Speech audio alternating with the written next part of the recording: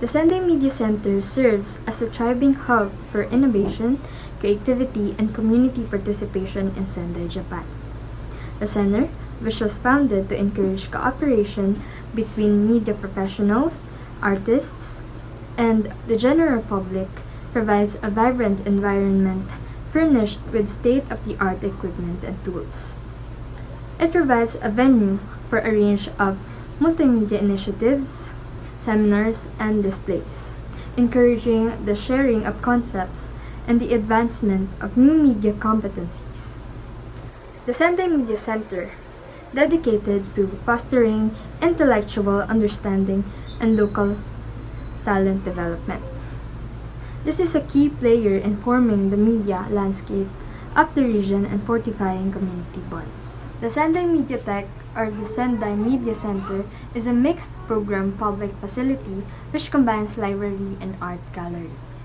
The design of the building was created by architect Toyo and it was from a winning entry through an open competition commissioned by the city of Sendai in 1995.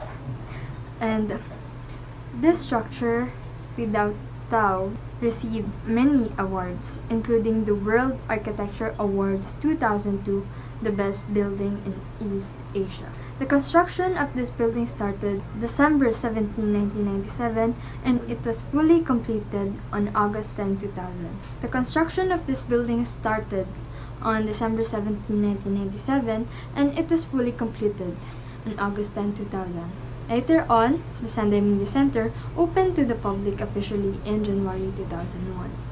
The Sendai Media Center was located in the city of Sendai, about 300 kilometers from Tokyo. The architects who designed the building was Toyo and his associates, and other Japanese architects. The building dimensions, it was 50 by 50 meters and 36.49 meters high. And the site area was 3,948.72 square meters, and the building area is 2,933.12 square meters. The completion of the construction of this building was on the 10th of August 2000. The Sendai Media Tech was inspired by a floating city, and from the outside, this 22,000 square meter or 237,000 square foot structure resembles an aquarium. Its 7 floors are supported by columns, tubes that are slanting, and with each floor, its diameter is different, which is suited to look like strands of seaweed swing underwater. The idea of a transparent cultural media center also inspired the Media Tech to allow for complete visibility and transparency to the surrounding community. At the top left corner of this slide is the first floor plan of the Sendai Media Tech. It consists of 2 staircases located at the bottom and top right corner, while the elevators are located at the bottom left corner. The washrooms and escalator are opposite of the elevators, and this floor contains an information desk, an open square, a shop, and a cafe. The second floor showcases a library, a multimedia and children's library. It has inquiries for multimedia and for sight and hearing impaired, as well as a meeting room. It also has the necessary rooms such as the washrooms for men and women, a childcare, and a quiet room. A wider library is located at the 3rd and 4th floors, consisting of magazines and newspapers, general subjects, local culture, and reference materials. It also has 2 counters, one for the general subjects and one for the reference. The 5th floor plan is positioned on the bottom left corner of the slide. It has interior walls that divides 6 rooms plus a foyer. The sixth floor, however, is the opposite of the fifth floor. It is an open space, though it is divided into two sections, 6A and B. It also includes a foyer. And the last floor, the seventh floor, is a multi-purpose floor with studios ranging from A to C, a recording and a project room, meeting rooms A and B, a foyer, a lounge area, an inquiries desk, and a cinema. This slide showcases the initial sketches of the Sendai Media Center, and at the bottom left corner of the slide, it shows a sketch that represents seaweeds swaying underwater. The majority of the drawings shown showcase the initial sketches of the Sendai Media text columns with Japanese writings on the sides or on its surroundings, while the final well-drawn of the tubes are located in the middle bottom part of the slide. The upper left corner, however, shows the top perspective of each sketch of the 7 floors. So just like most and every buildings that has been created, Toyo Ito, the architect who designed the Sendai Media Center, underwent the process of ideation as well. And during the process of ideation is where usually the symbols and the metaphors emerge. So guided by our research, we found an interview featuring Toyo Ito where he explained his inspiration and the metaphors behind his magnificent work. According to him, he used the metaphor of water in his approach of building the Sendai Media Center. First, Toyo Ito said that water represents the internet as it is the fluid network that links the building to the rest of the world. And on the other hand, in a more literal sense, he said that before modernization, the world was connected by water, and water was the network for all transportation and communication. If we try to observe the first two symbols that he used, we are led to the fact that Sendai Media Center was really created to unite people or the inhabitants of the building in the future.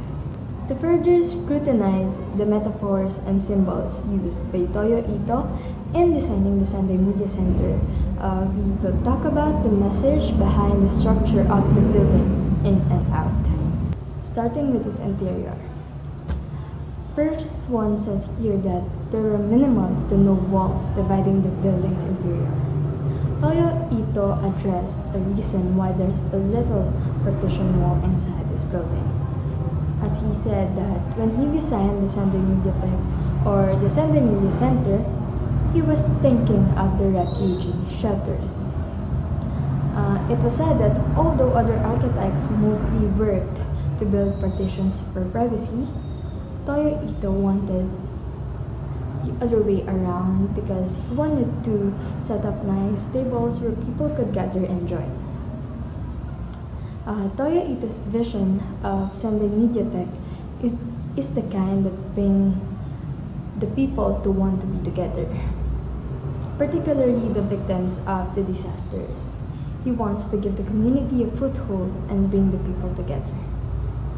And now let us talk about the interior based on its appearance from the outside of the building, because if we observe clearly, Sendai Media Center is an open infrastructure where the elevations are reflective to fit into its urban context and transparent to be as open as possible. According to our research, there are two symbols that represent the column supporting the whole building.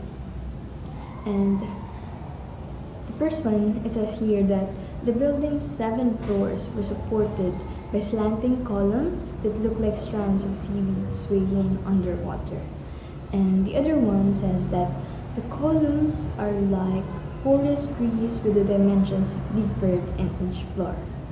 And now let's talk about the exterior of the Sendai Media Center, as the architect also used symbols and metaphors when he designed the exterior of the building. First one says here that glass walls with the intention of reminding the public of being at an aquarium.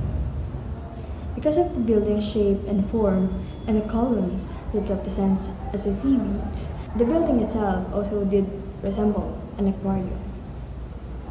And lastly, on the exterior part, it says here that at night, the building looks like a lantern viewable from many angles. And earlier in the discussion, we showed a picture of the Sendai Media Center at night, and undoubtedly, it really has the resemblance of a lantern that glows at night. To proceed, we'll be discussing the key architectural design aspects of the Sendai Media Center, an innovative building designed by Toyo Ito. This building is an exemplary model of aesthetic, functional, and structural design working together in harmony. So let's start by looking at each aspect in detail. First, we have the aesthetic design.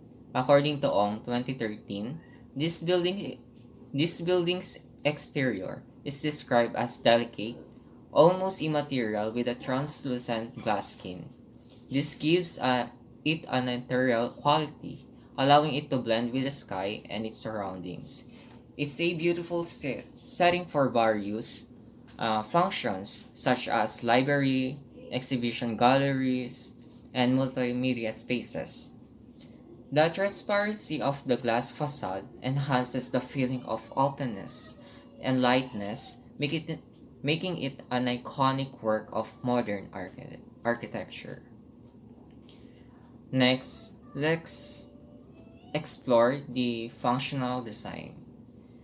Viven 2011 notes the 13 vertical steel lattice columns that stretch from the ground to the roof. These aren't just for support, they also serve as light shaft and contains the building's utilities, networks, and systems. Essentially, the columns create a dual function, supporting the building structurally while also managing its internal system. This multifunctionality enhances both the efficiency and aesthetic appeal of the design. Finally, let's examine the structural design. Alcohol 2015 describes how the structural system of Sendai Media Center supports the concept of flexible and adaptable space. To maintain open, uninterrupted floor plans, Ito designs bundles of steel tubes column to support the building. These columns are strategically placed to keep the floors free of internal walls and obstructions, allowing for an adaptable use of space. This flexibility reflects the building's purpose as a media and cultural hub where spaces must evolve based on based on the needs of its users. We're looking for more information about the design concept of Sendai Media Center designed by Toyo Ito. I included in the description below the documentary about the Sendai Media Center. In part 1, it highlights the architect's innovative use of transparent and organic structures to create a fluid space that promotes accessibility, interaction, and aesthetic appeal while addressing the need for earthquake resilience. In part 2, the video features architect Toyo Ito discussing the design and conceptualization of the Sendai Media Center, showcasing its innovative structure, interior spaces, and the philosophy behind its open architecture aimed at fostering community interaction and redefining public space. Lastly, the part 3, highlighting its community-oriented, features flexible exhibition spaces and integration of virtual spaces. Ito emphasizes the importance of adaptable architecture that fosters interaction and creativity among citizens.